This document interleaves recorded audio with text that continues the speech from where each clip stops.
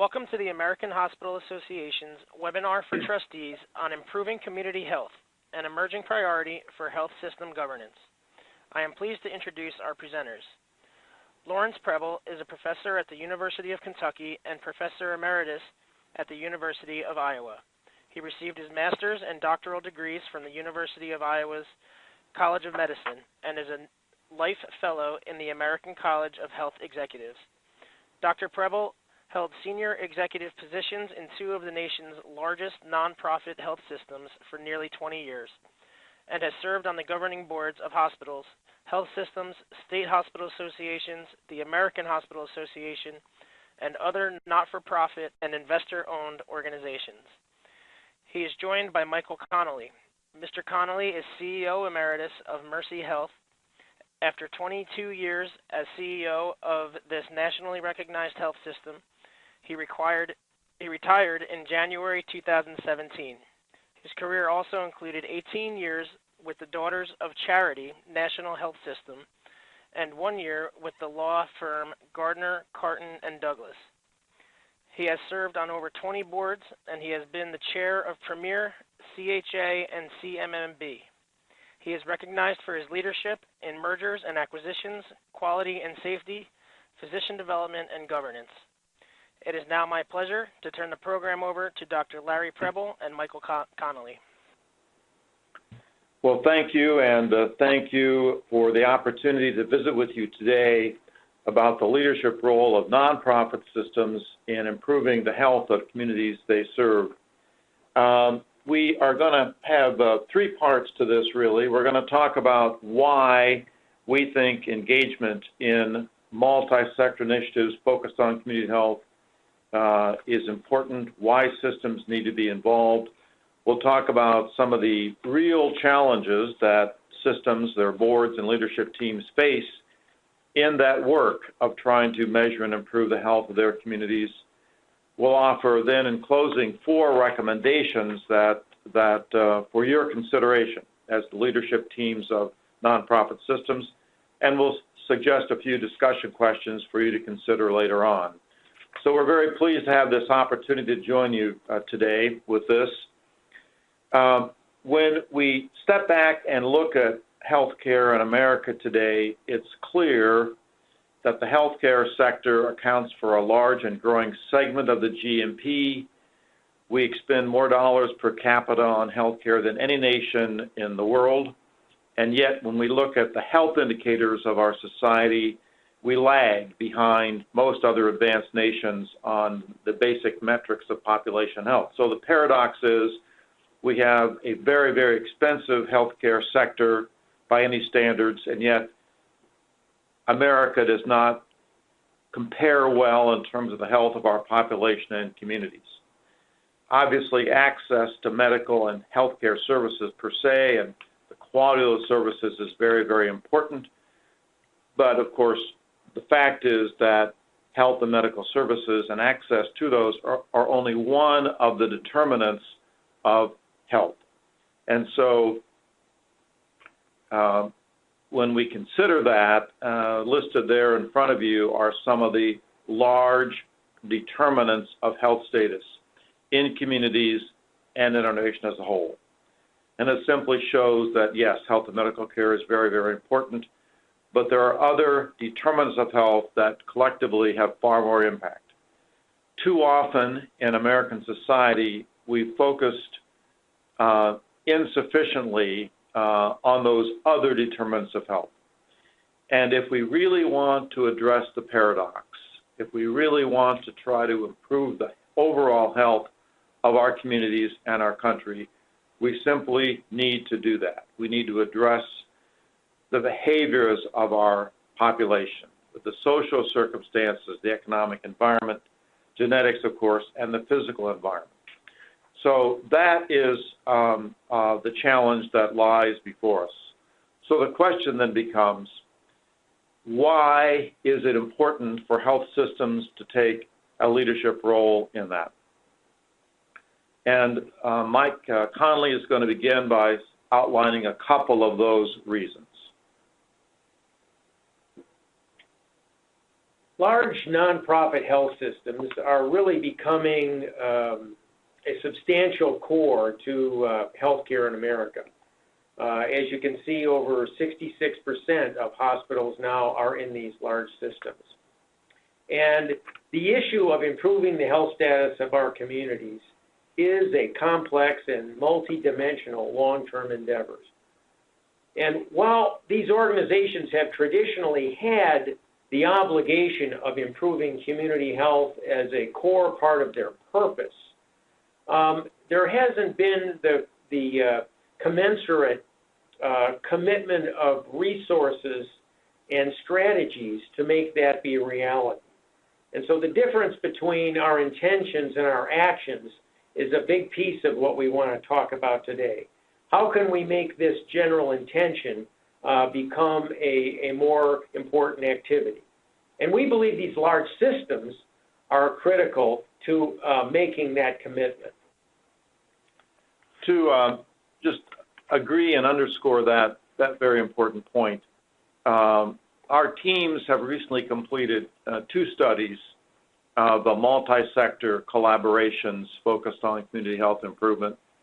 And we searched the country to find truly successful models of multi-sector collaboration.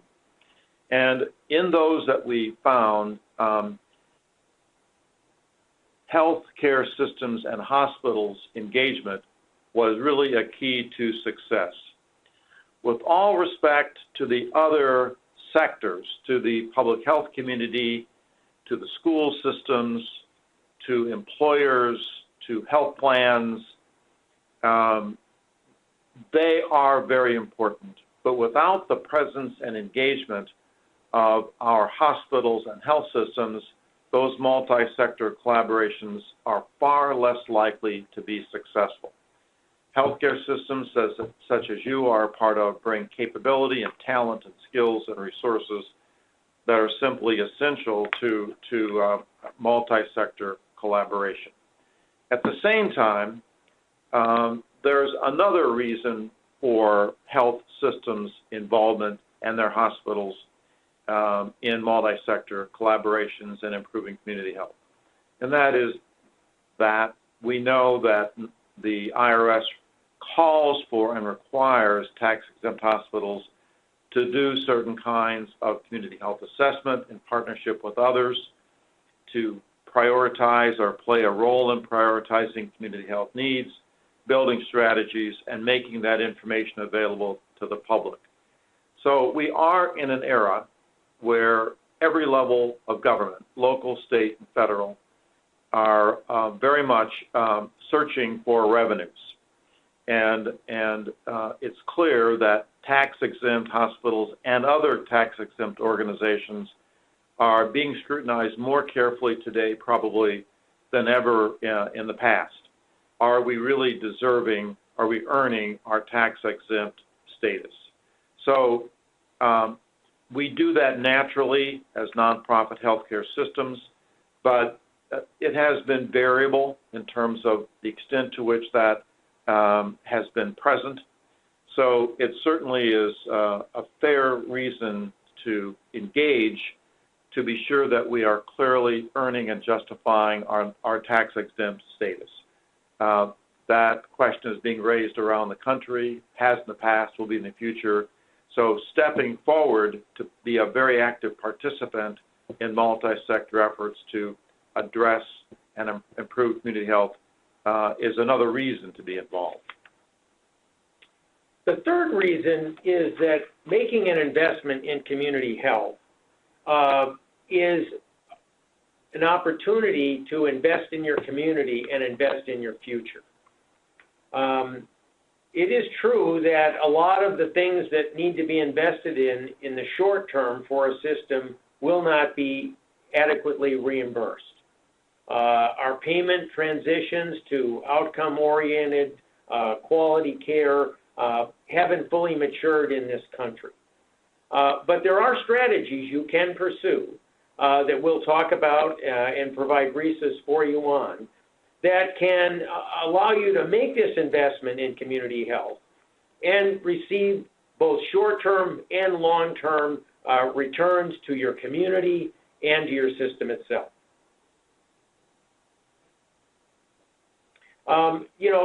It's also important that we look at healthcare in a much broader level than we do historically.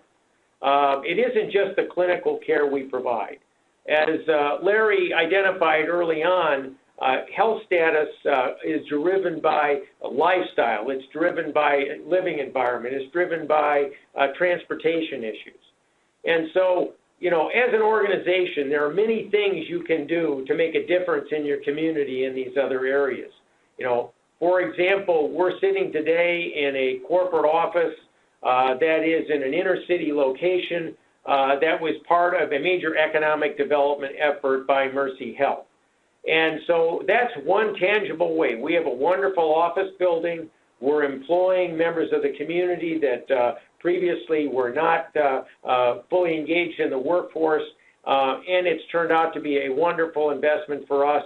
So it was a win-win both for advancing the economic development of the community, which improves community health, as well as benefiting our system. So learning to work with different organizations and learning to be accountable for a broader sense of what healthcare is a part of what we're talking about. So we've tried in a fairly compact way to make the case for why our nation's nonprofit health systems should become active partners in working with other stakeholders to address, define, set priorities, and try to improve the overall health of the communities they serve. At the same time, in presenting that case, it's very important that all of us and your board and clinical and management leadership team recognizing that improving the health of our communities and thus of our nation is a very, very daunting challenge. Moving the needle on infant mortality, moving the needle on maternal mortality, or on conditions amenable to health is difficult. It takes time. It takes effort. It's inherently difficult. Even measuring the health of our community is a challenge. And making changes in that level of health takes time. So it's not for the faint of heart. And when we embark on the journey of trying to play a role, to be a partner in improving the health of the communities we serve, we have to know that it's a long-term effort that's going to require patience, time, and effort. Creating a culture of health, to use the Robert Wood Johnson Foundation term, that's important to move those needles is a long-term effort. And secondly, it demands multi-sector collaboration. The successful efforts that we've looked at and studied around the country all involve many, many partners.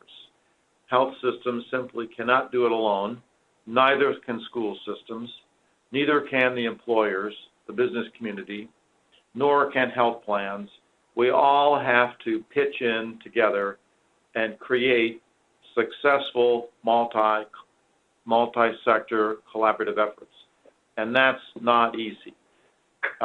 Everyone around your table there knows that partnerships of all types are challenging. It takes a lot of successful ingredients to make a partnership successful, whether it's a marriage, whether it's a business partnership, or whether it's a multi-sector effort focused on community health improvement. So it's not easy. This work is not easy. It has to be multi-sector in nature. Those have to be successful, and that is a challenge. And thirdly, the challenge that Mike mentioned just a moment ago, in the current state of our country, the third-party payers, both public and private, are moving from fee-for-service to value-based payment systems, and there are some ingredients of ideas to try to promote prevention and fund efforts that involve collaborative efforts to improve community health, but they are not predominant.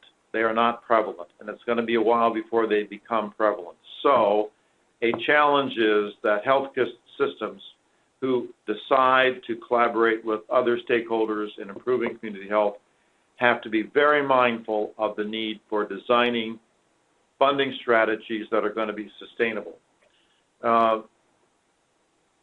A monograph we did for the AHA that's mentioned later in the PowerPoint presentation gives 5 very concrete examples of 5 diverse health systems around the country who have embarked on this journey, who have made the commitment that Mike talked about earlier and are actually doing it. They're actually involved in a very major way with other stakeholders in addressing and improving the health of their communities. And in those write-ups is detail on how they are going about generating the dollars required to fund their efforts. And there is a lot of creativity involved in those efforts. We'll talk about those a little bit later on. But just to say that we must be very realistic and very pragmatic in that the need is great, the case is strong, but the resources have to be sought and funding strategies designed in order to enable healthcare systems to partner with others in this work.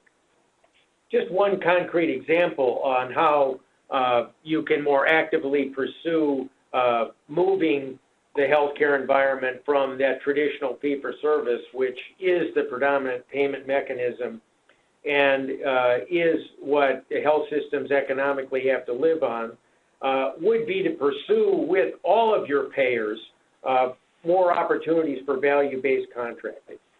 And so you certainly have an opportunity with ACOs that you can use commercially. You have ACO opportunities with Medicare.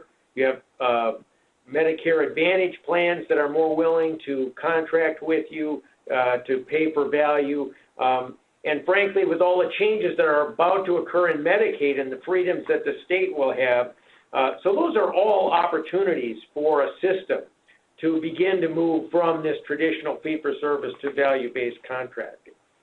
So moving from those challenges to our specific recommendations, I would first have you recognize that the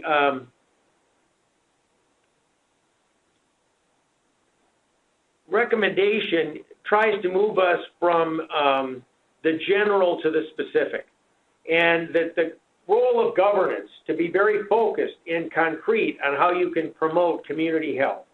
And there are really 3 concrete ways that you as a board can make sure that you stay committed to community health. The first, my guess would be that you've already done, which is to articulate a commitment to community health in your mission statement. But then I think that's where it often stops. And it doesn't get adequately rolled into your annual objectives and in your strategic plan. And if the strategic plan was much more concrete in really looking at what are you doing on an annual objective basis to improve the health of your community, and how are you including that in your evaluation of management, that is critical. A second critical opportunity that isn't always typical is carving out elements in your budgets, your capital spending, your staffing. You know, are you allocating people and individuals devoted to dealing with behavioral health, for example, and substance abuse, which are major issues in all of our communities? Are you investing in major health issues like diabetes or BMI? And what are the teams and what are the programs that exist in your system to do that?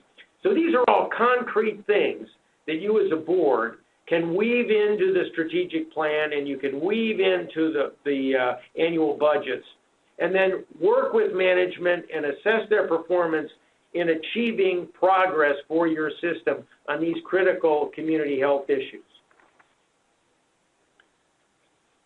Our second recommendation is driven directly by what Michael just said, and that is the work must begin with a very realistic commitment and an expression of that commitment in the core documents that Mike just described. That's necessary but not sufficient.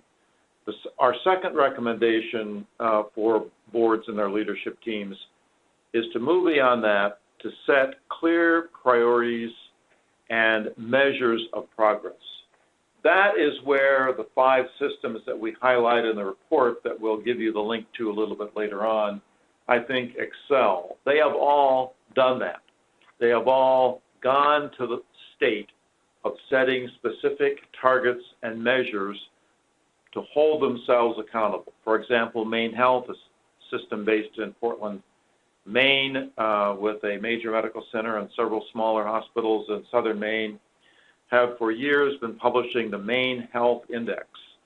And their board of directors annually set very clear, very specific measures and targets by which they can keep track of progress toward achieving gains that will, in the end, prove out to improve the health of their communities. A commitment without priorities, a commitment without measures and methods for keeping track of progress is simply insufficient. And this is more easily said than done. All of us in this webinar today have experienced that journey in the world of measuring patient care quality. And in the world of community health, similarly, there must be targets and measures and accountability for achieving progress toward them, and action taken when that progress is not being made, when the progress is not being achieved. Recommendation 3 ties into that in the sense that, again, improving the health of our communities has to be a broad-based, multi-sector effort in our judgment. And the successful efforts around the country are that. The successful ones do include the local hospitals and health systems in a very prominent role, but it must include other partners as well. So just as school systems can't do it alone, neither can health plans, neither can health systems, nor employers, the other sectors must be in collaboration with others who share commitment, share trust, share measures, share willingness to evaluate progress and make changes when appropriate. And only through multi-sector collaboration with those ingredients are we going to be able to make progress. Which leads then to our 4th and final recommendation for your consideration. You know, the reality is that dollars have never been more scarce, and they will become more scarce each year. And the challenges management faces to deal with declining reimbursement and increased resources devoted to healthcare make it difficult to really set aside money and invest in community health. And so when you make these community health investments, they need to be very pragmatic. One concrete example that I would offer for you is for your uninsured patients, which you're paying for completely anyway. You know, identify them in your emergency rooms and put them into a pool and really invest heavily in that population for community health improvement. Because every dollar you save in treating that population not only gives them better health care, but also saves you as an organization from losses that you're incurring in treating those patients. And so what you really need is strategies that have no regrets, strategies that will allow you to, not take away from the scarce resources that you have, but also look at areas where you have opportunities to reduce expenses, your own employee expenses for their health. Focusing on your own workforce is another great example for saving dollars and learning how to do community health on a targeted population. So it is getting a fixed number of individuals that you can measure the improvement on, and then do it with resources that are not redundant, that really don't add additional expense, because once you pursue this community health issue in a material way, the potential spending is unlimited. And so we need to be realistic about what management can afford to invest in this endeavor and really try to find a healthy, pragmatic balance. So I think where this leads to is a great opportunity and a great challenge for those of you who are leading our nonprofit healthcare systems today. Our nation is going to go bankrupt unless we get a better handle on the ways to keep our nation healthier, to address the paradox we said at the start. We simply cannot any longer focus largely our healthcare resources on acute care. All of you know that, and all of us also realize that that involves addressing the full set of determinants of health, not just medical services per se. We also know that this has got to be done in collaboration with others.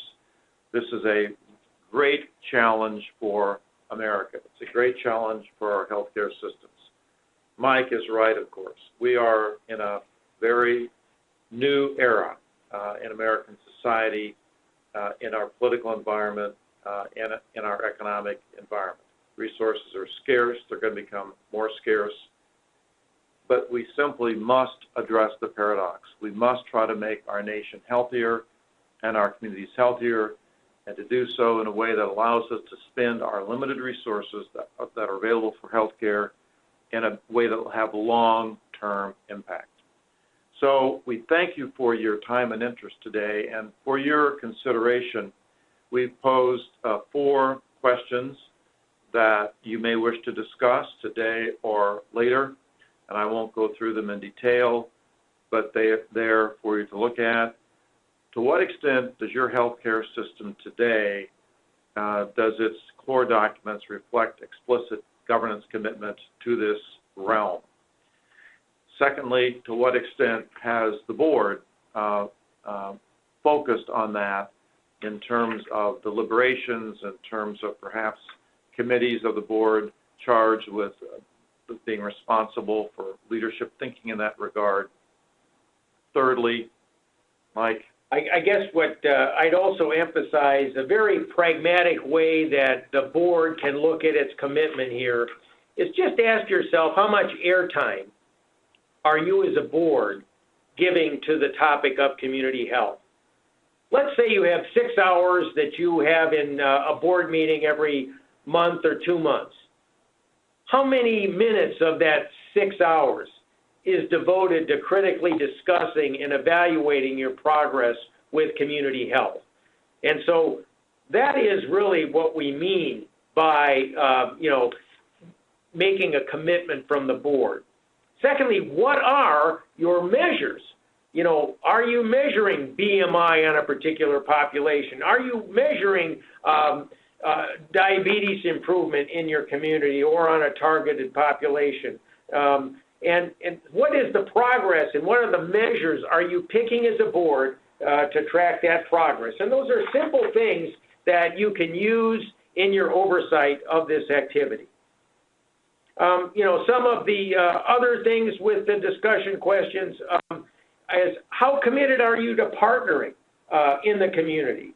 Because partnering is time-consuming. It isn't easy to do. If you're going to work with public health organizations, you're going to work with homeless shelters, you're going to work with food banks, who's in charge of that, and what are you doing, and how often you discuss that in the boardroom?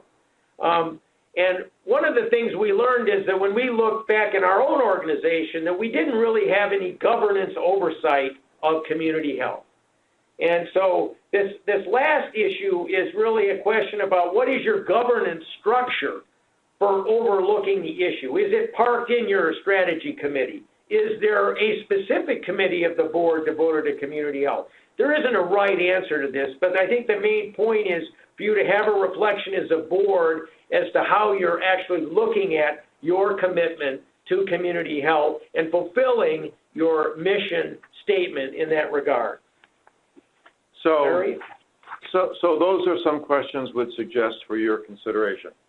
the very fact that you're participating in this webinar today reflects that you do have a commitment. We know that you do. These are some questions for your consideration. And so I would like to also suggest that at the top there on the list of references is one of the recent reports that Mike Conley and I and others have done, and it provided in part the basis for our webinar today. And that report is designed specifically for boards and CEO leadership teams, and it's available for downloading at no cost from that link at the American Hospital Association. So we really are grateful for your time and consideration today, the opportunity to work together and offer these thoughts for you. And we'll turn now the program back to Michael to different Mike, to wrap up our discussion today. Mike? Great, thank you. This does conclude today's webinar. We thank you for your participation. You may disconnect at this time and have a great day.